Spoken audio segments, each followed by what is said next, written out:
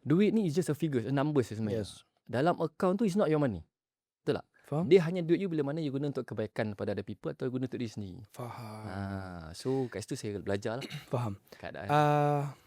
Lepas dah jatuh kan tuan. Ini yang Banyak mungkin kali jatuh tau. okay.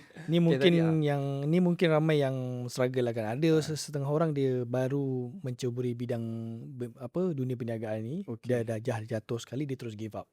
Macam tuan sendiri dah jatuh berulang kali. Macam mana proses nak bangun tu tuan? Nak bangun semula tu. Itu yang kita nak Bangkit tahu. Ya, okay. bangkit. Saya ambil 2 kejatuhan saya yang utama lah. Saya ingat balik kalau nak something yang benefit other people lah. Kan.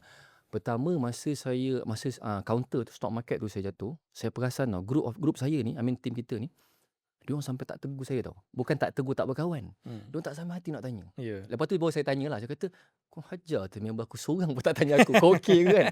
Dia punya perasaan. Tapi ada time, saya bingung seorang-seorang. Tapi perasaan dia, saya jadi blur. Orang tak perasan. Even saya tak perasan.